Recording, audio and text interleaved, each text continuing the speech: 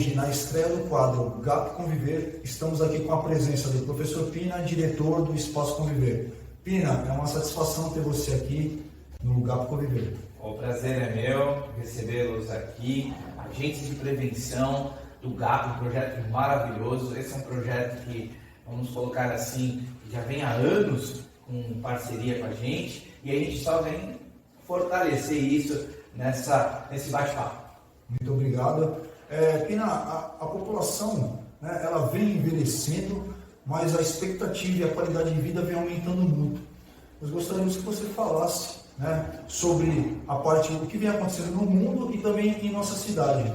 Bom, Veronese, assim, a gente precisa analisar com muita calma. O envelhecimento, ele é natural. Então, ele acontece assim de duas formas que eu posso colocar. Para popularizar o normal e o comum.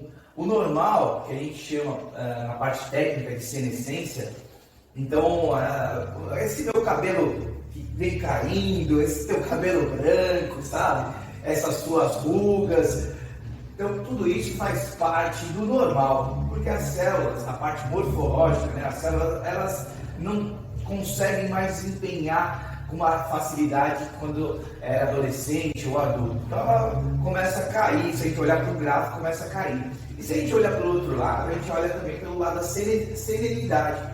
A senilidade é a palavra que a gente pode utilizar, que popularmente o pessoal entende como comum.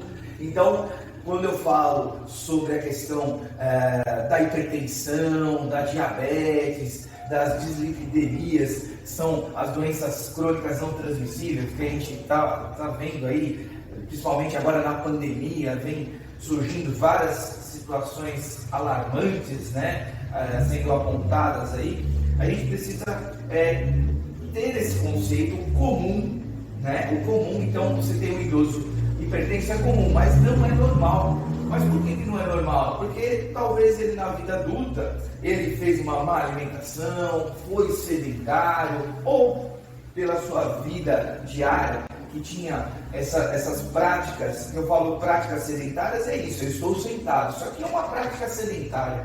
Então a gente tem que, com o passar do tempo, limitar essas práticas sedentárias. Nós estamos sentados, vamos ativar mais. Então eu levanto meia hora, levanto, vou ao meu companheiro de serviço, converso com ele, tomo água, diminuo essas linhas sedentárias. Se a gente olhar para o mundo, lá, voltar em 1960 nos Estados Unidos, ele teve a sua preocupação com esse público longevo, né? Esse público longevo começou a aumentar, ele é um público que consome, mas como que ele estava consumindo? Né? Naquela época, a expectativa de vida era muito baixa. Então ele estava medicação, estava gastando o seu dinheiro em situações que era para manutenção da sua saúde, mas de forma, vamos colocar assim, de forma errada.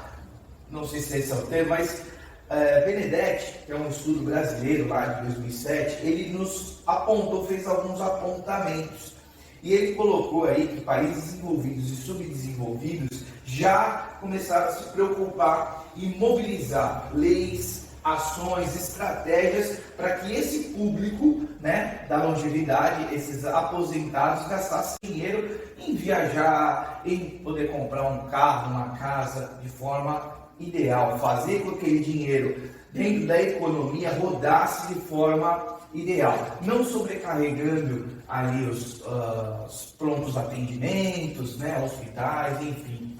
Então a gente precisa olhar, porque várias organizações, vou citar uma, que é a Organização das Nações Unidas, ela tem colocou em 2011 um relatório técnico sobre as previsões da população mundial.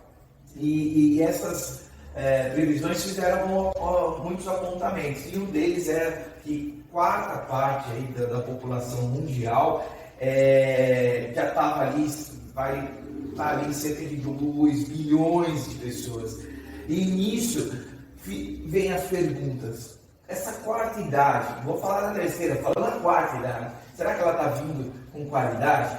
Será que está vindo de uma forma plena, né? Está podendo ser aproveitada? Então, se a gente olhar para os aspectos sociais, financeiros, fisiológicos, a gente precisa buscar essa real qualidade de vida, né? Então, assim, na ótica dos gestores mundiais, começaram a ser feitas os programas públicos, né? Então, começou lá em 1972, se eu não me engano, isso também no estudo de Benedetti, ele apontou que lá na Finlândia começou o primeiro programa com atividade física.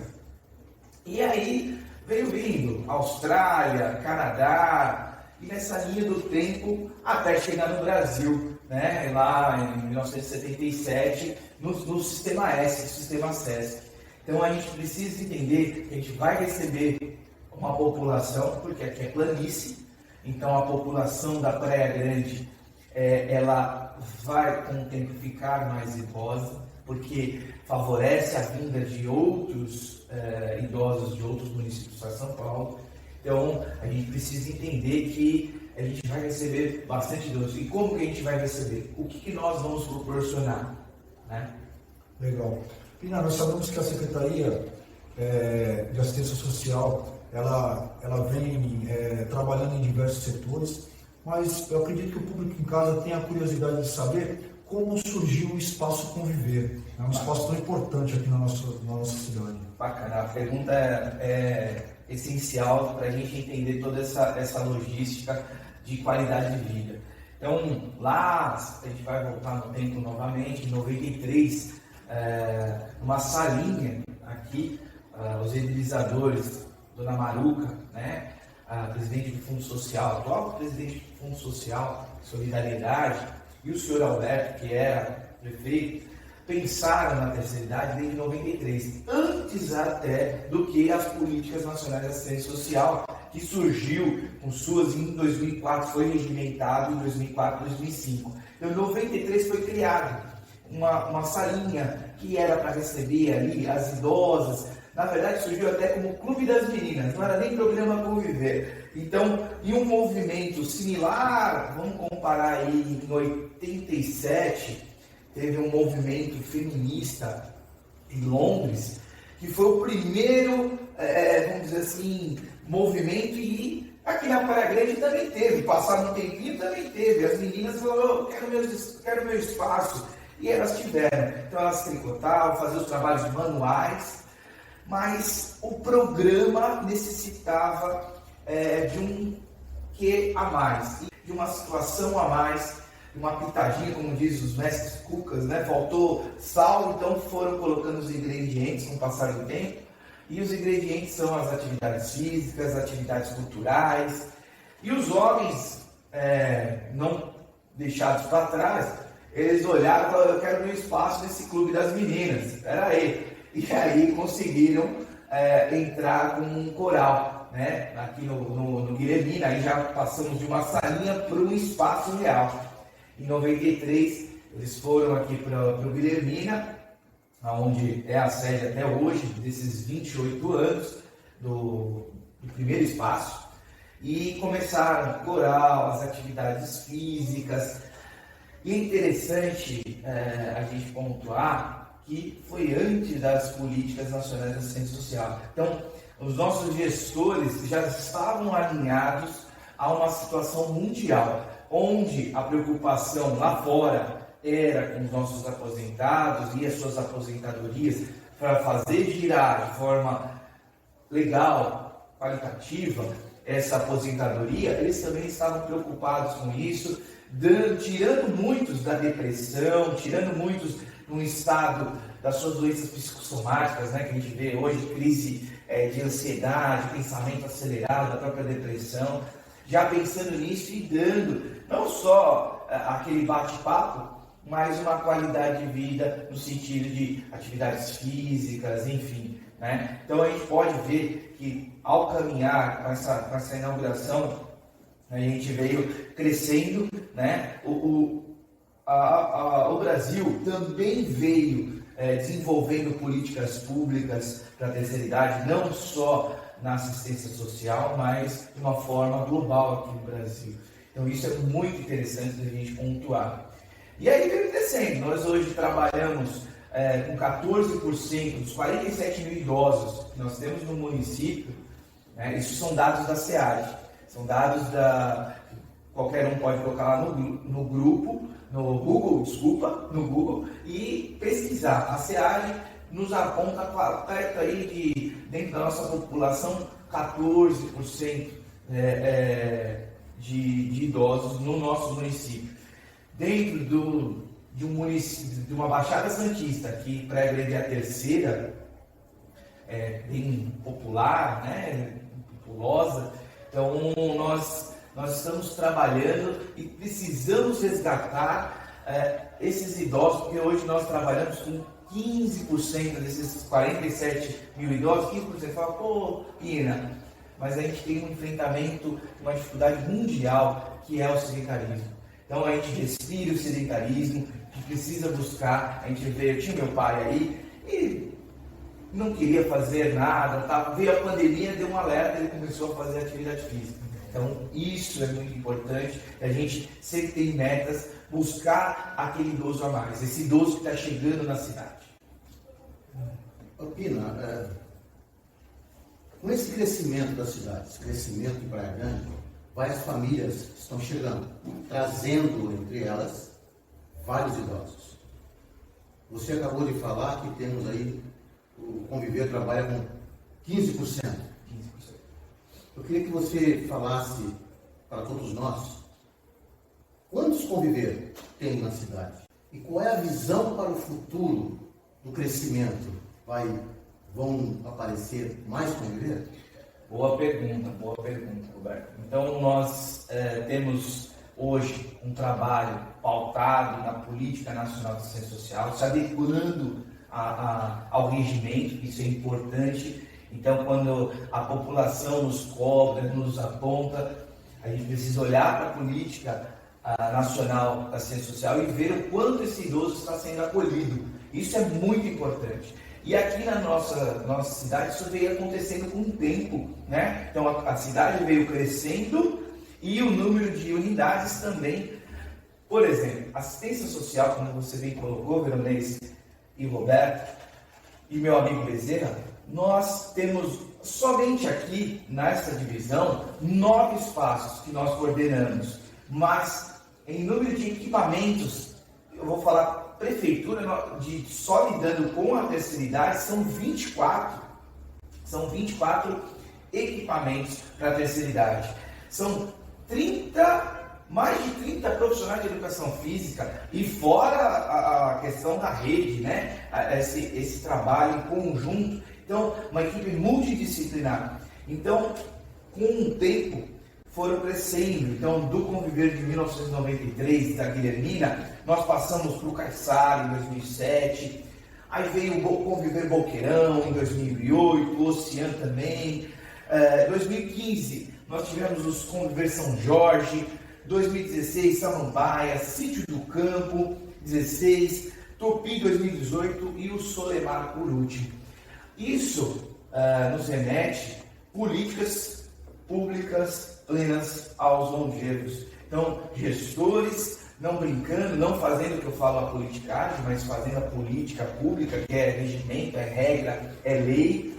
Então, trabalhando no acolhimento desse idoso. Não é só atividade física, são atividades culturais. Como eu falei, hoje a gente está criando uma rede, né, aí você tem muitas USAFAs, o Grupo NASF, a Academia do Idoso, você tem outros instrumentos que a gente consegue trabalhar em conjunto e buscar a melhoria e a qualidade de vida desse idoso. Então, vão vir, com certeza, mais idosos, vão vir mais espaços, né? Se pensar hoje, a assistência social é a que mais atende o público idoso, né? Que acolhe de forma plena esse idoso, tem a saúde, tem o esporte, mas aqui está concentrado, é o núcleo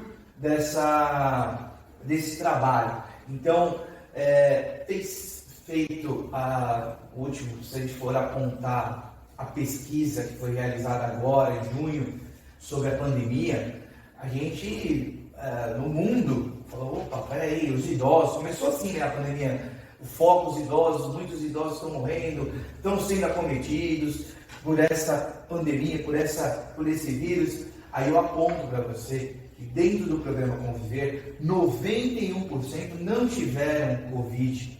Tivemos pouquíssimas perdas, não chegou aí a 1% das perdas no programa Conviver. A gente está falando do público idoso, a gente está falando do público que a imprensa apontou, né, e a ciência também apontou que ia ser acometido. Será que um dos fatores não foi esse programa? Lógico, como eu falo, a gente tem uma equipe, então a saúde e outras. Nós estamos falando de prevenção básica, que é igual à prevenção, à promoção da saúde. Será que, se a gente buscar os 28 anos de programa que nós tivemos, será que nós estamos colhendo números interessantes e importantes para a Praia Grande, para o Brasil, que esse é o caminho a ser norteado? Então, está aí. Esses os dados que eu trago, né? E uma perspectiva muito boa em ampliar. Nós futuramente vamos querer ampliar, nós vamos para o surf, nós vamos para as atividades náuticas.